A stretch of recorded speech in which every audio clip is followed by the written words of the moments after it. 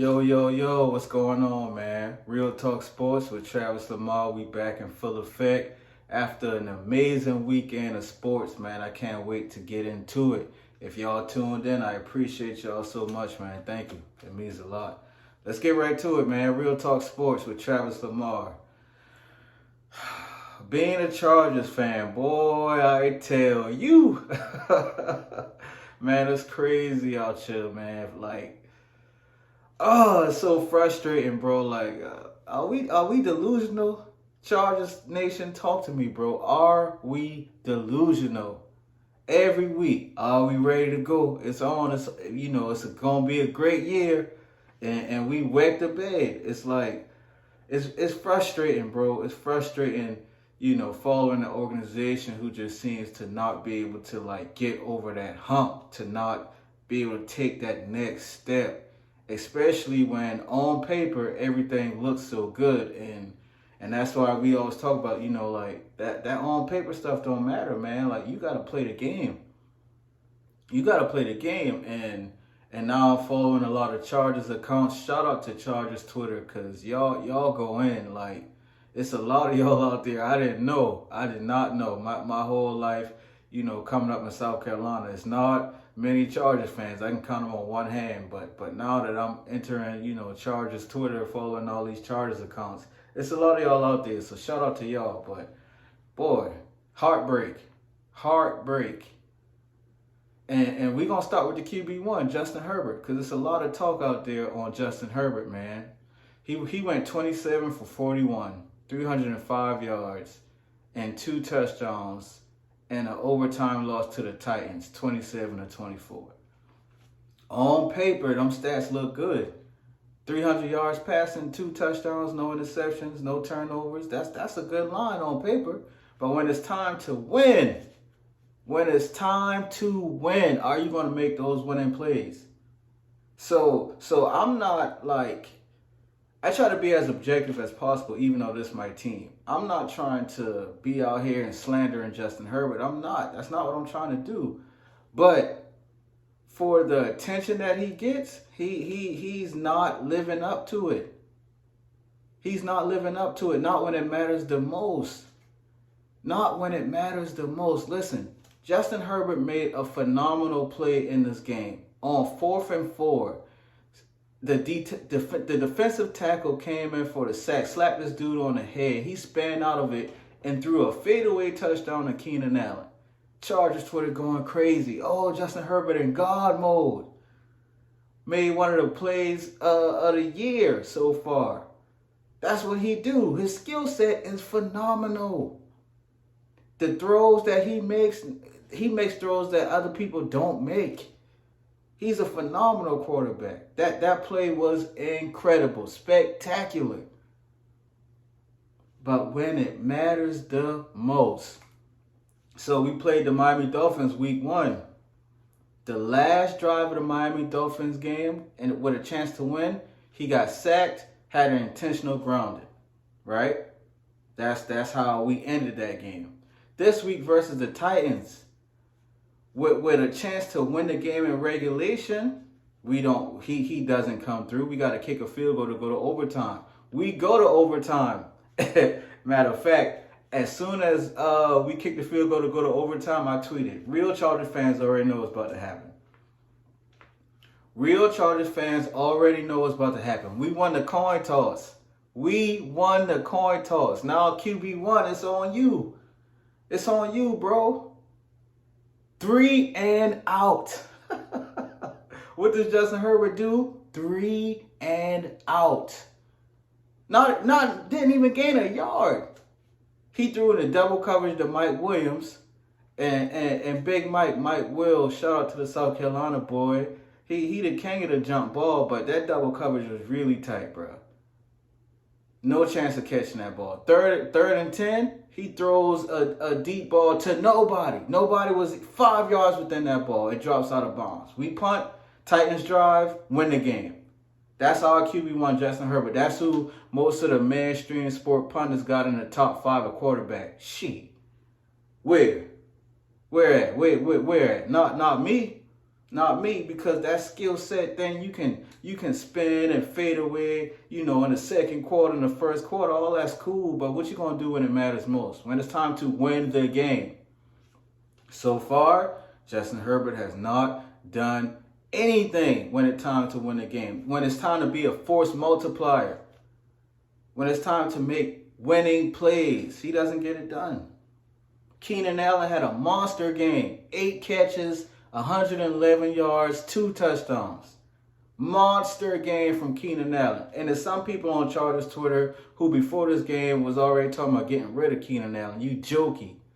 I responded back like, bro, what Keenan Allen ever did to you? That dude is one of the only real ballers we got on that field who gonna make winning plays. Keenan Allen had a phenomenal game. Kenneth Murray gets a lot of slack on defense. A lot. People go at K9. Eric Kendricks was out. He got the green dot. Even me, I was like, oh, shoot, boy, what's about to happen? That man had 10 total tackles and a sack. That's a solid inside linebacker game for anybody. It probably wasn't a perfect game, but hey, it was solid. Derwin James, 11 tackles. It was solid. We gave up some splash plays on defense. It happens. But we got to pull these games out. We should be 2-0 right now. Without a question, we should be 2-0. But we stood at 0-2 and got Minnesota next week with Justin Jefferson. Boy, what is he going to do to our secondary? Like, I've been a Chargers fan over 20 years, y'all. Don't think that, I'm new to this. I'm true to this. Y'all see it, bro. Like, I'm a Chargers guy. But I don't know if our organization is cursed. I don't know if the Spanos family, got some weird energy going on, and the football gosh, it's like, nope. but something got to shake, man, because we should be better than this. We should be better than this, Chargers Nation. And before I leave the Chargers block, I'm gonna say this. I remember, it was training camp going on this year, and all the fights were happening around the league. And then one of the reporters asked Coach Staley, like, your team is not fighting during joint practices, how you really feel? And he's like, oh yeah, we professionals, we just come here to do the job, rah, rah, rah. And you look at all the pressers the Chargers have, and, it's all buttoned up, and, oh yeah, we're just here to play. Like, football is organized violence. And I don't see nobody on the sideline shouting. I don't see nobody cursing at each other. Justin Herbert always got the most stoic face you can ever see. Like, he don't got no emotions. Hey, man, how you going to win this game like that? Tom Brady out here screaming at people. We all seen the clip of Peyton Manning fussing with Jeff Saturday. Like, run the damn play. Like, we need some type of aggression and some force, man. Where the dogs at? If Coach Prime been coaching this team, ain't nobody getting no D. Curse somebody out, man. Like, listen, I'm not promoting, nothing crazy, but football is a game of intensity, of aggression, man, of passion. And I don't ever see it from anybody. I don't ever see it in the Chargers organization. And the brass gonna act like that's a good thing, bro. It's not. It's not. You need dogs, bro. You need anger and aggression and passion. And a controlled environment, of course, but man, I need somebody to get cursed out. Somebody slam your helmet. Kick over a damn Gatorade cooler every now and then. Shoot. I'm trying to win, bro. I don't like losing. I don't like losing. I don't like that. So Chargers Nation, we gotta be better. The Chargers organization, y'all gotta be better for us, man. Shoot. We only had 61 rushing yards. We ran for 230 yards against Miami and come to Tennessee and only run for 60? Jokey. Bro, that's jokey. You got to be better than that.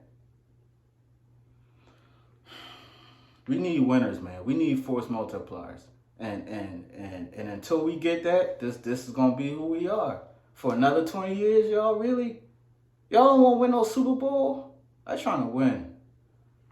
I'm trying to win, man. Step it up. Step it up. On to better news, for me at least. Notre Dame, Notre Dame. They put on a show, man. Granted, we was only playing Central Michigan, but man, the Fighting Irish put on a show with a big win. Big win, 41-17. Sam Hartman, QB1 of Notre Dame. That dude is awesome, man. That dude is awesome. He threw for over 330 yards and 3 touchdowns. Only 16 completions. That's about 20 yards a pop. And the dude, I can't remember who was calling the game, but he was like, Sam Hartman throws one of the best deep passes in college football. And I agree. Like, when he throw that deep ball, like, it's on target. It's on target. We had a lot of splash plays in the air. And I think Sam Hartman, his poise, you know, in the pocket, like, he just makes it look like he ain't never stressed. He ain't never worried. And he makes the plays when it needs to be made. You know what I'm saying? Estimate, our running back, 5'11", 230. I'll never get over Estimate Bill. Like, he's a bruiser. Estimate is a bruiser, and he eclipsed 100 yards again. Like, this dude just runs for a C note like it's nothing. He's so big and he fast. He had like 2 hurdles over dudes, man. Like, the Notre Dame offense is clicking. It's clicking. The defense, we had some key players missing, but we played a good game. Now, our real test is coming this week right here. We got Ohio State coming into South Bend, man, and they're the number 6 team in the nation. No losses. Notre Dame's ranked number 9, so we not a pushover, but this going to be the real test. Marvin Harrison Jr., we all know what he is, the best receiver in college football, and we're going to have to deal with that. And this is a primetime game at 7:30. You know, Notre Dame being an independent, we not in any conference. So, like, to make the college football playoffs, we gotta low key win out. If we're gonna lose, we need to lose early. But we low key need to win out because we don't have a conference championship to help us. So this Ohio State game is gonna be intense. Ohio State beat us last year. Hopefully, this is a revenge game for us. I'll be lying to you if I didn't say I was a little nervous, man, because, you know, being a Notre Dame fan for almost 3 decades now, like, we can play well against the average teams and mediocre teams, and then sometimes we can really look, you know, out of our league against the bigger teams in college. But I got confidence in us. I think we're going to win this game. And Saturday night, prime time, 7:30 p.m., Notre Dame versus Ohio State. It's going to be a big one, man. Tune in. Shout out to the Fighting Irish. Y'all playing great so far.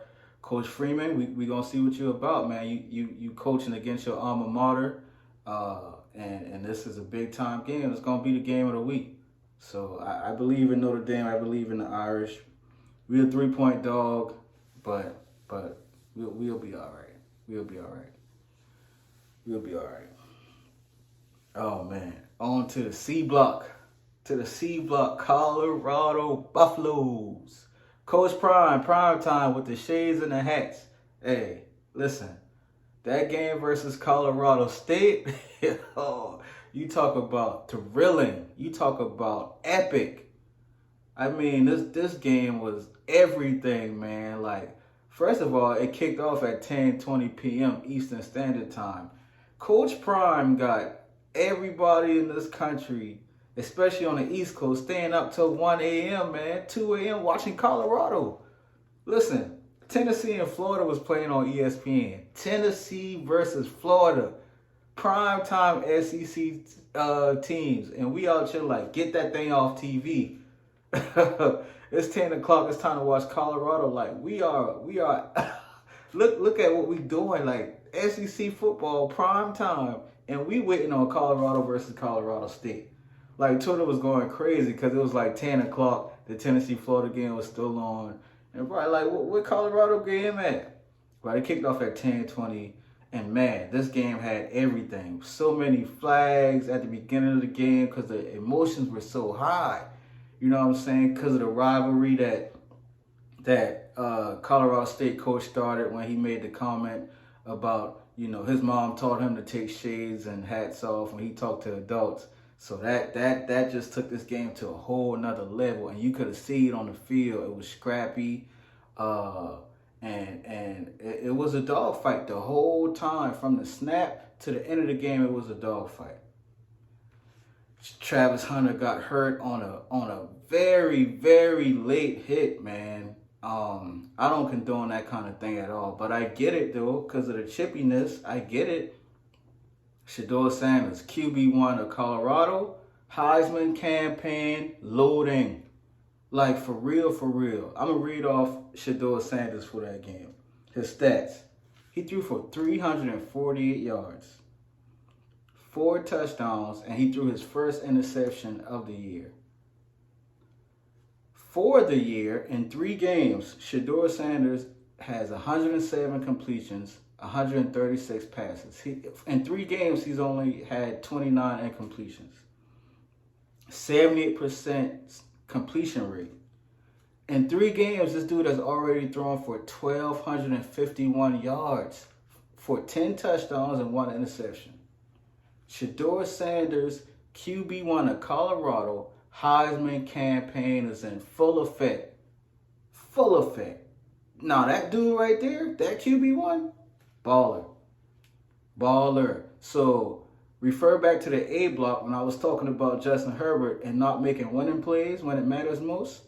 Shedeur Sanders is the complete opposite.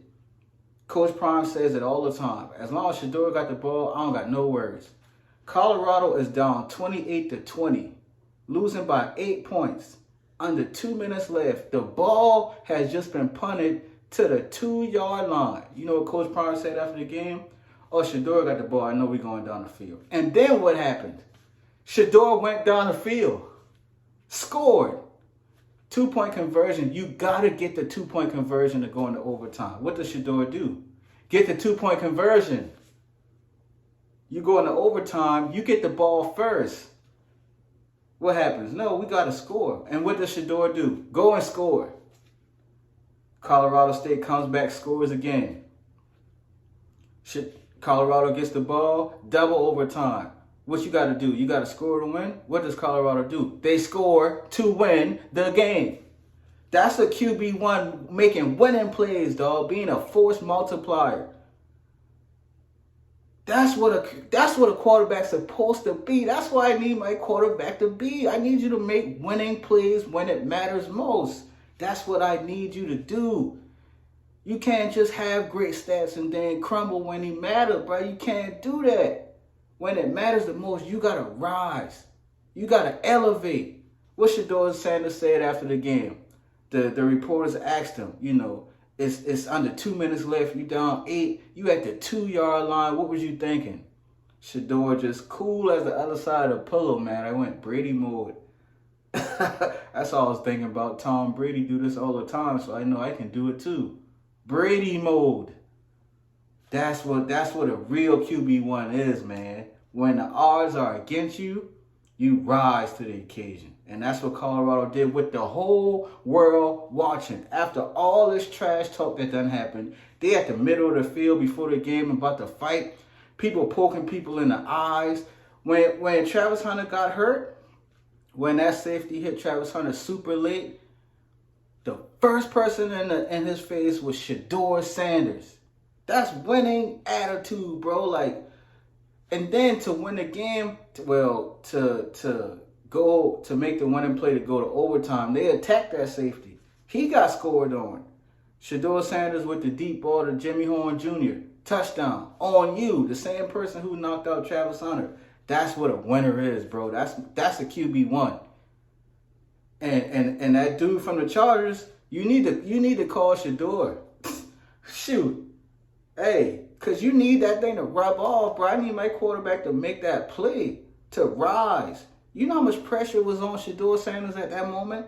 You got Offset on the sideline. You got the Rock Jones. Boy, Kawhi Leonard been in that game. We know Kawhi Leonard don't go out and don't do nothing. Kawhi Leonard don't play for him. Come to his game. Everybody watching Colorado, the whole world, bro. And Shedeur just cool as the other side of the pillow, boy. Boy, what? Man, that's a quarterback one. Heisman campaign, Lord, and shout out to Colorado. it's just so devastating that Travis Hunter's hurt, bro. It's so devastating because I was just asking this in last week episodes, like, is Colorado destined for the college football playoffs? Now, you got Oregon and Southern Cal in the next 2 weeks. And it was reported that Travis Hunter going to be out at least a couple of weeks, a few weeks. Man, I'm not going to doubt Prime. I'm not doing that. I am not doubting Prime. But to beat Oregon and to beat Southern Cal without Travis Hunter, who plays both sides of the ball, who starts both sides of the ball, who's an impact player on both sides of the ball, who is dominant on defense and offense, playing Oregon and then Southern Cal, man, it's so unfortunate, bro. It's so very unfortunate because I always want to see teams play at their best. That's just the competitor in me. I don't like injuries and stuff like that to happen. Like I don't want that kind of. I want to win playing you at your best. I don't want no handicap, and it just feels like, dang, without Trav, bro, can they really pull it off? We'll see. We definitely gonna tune in. Colorado got Oregon this upcoming Saturday at 3:30, I believe. It's gonna be a tough task, but if anybody can pull it off, it's gonna be Coach Prime and Shedeur Sanders at QB1 with those explosive weapons. A couple things before I leave this block. Shout out to Shiloh Sanders, who made 2 big impact plays on defense with the pick 6 and the forced fumble. Shiloh doesn't really get that much credit. He kind of gets overlooked and overshadowed, but he made 2 big plays that had to be made to win that game. And so, big shout out to Shiloh.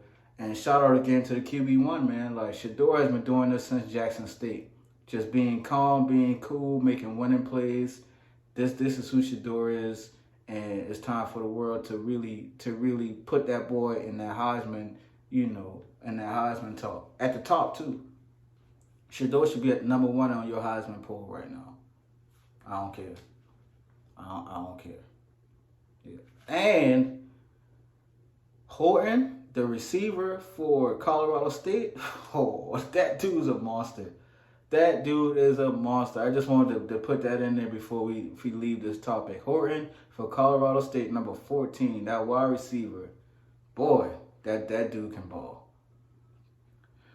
All right, Real Talk Sports with Travis Lamar. I appreciate y'all tapping in. Before we go, we're going to hit one more topic, man. Is Micah Parsons the best defensive player in college football right now?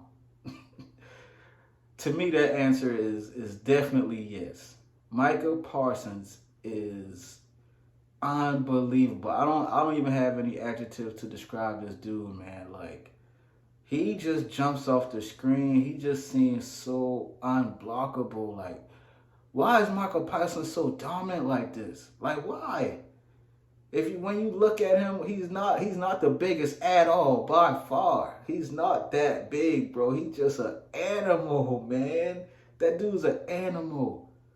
I want to read his stats to you, but the stats don't do him any justice at all. You gotta watch him play.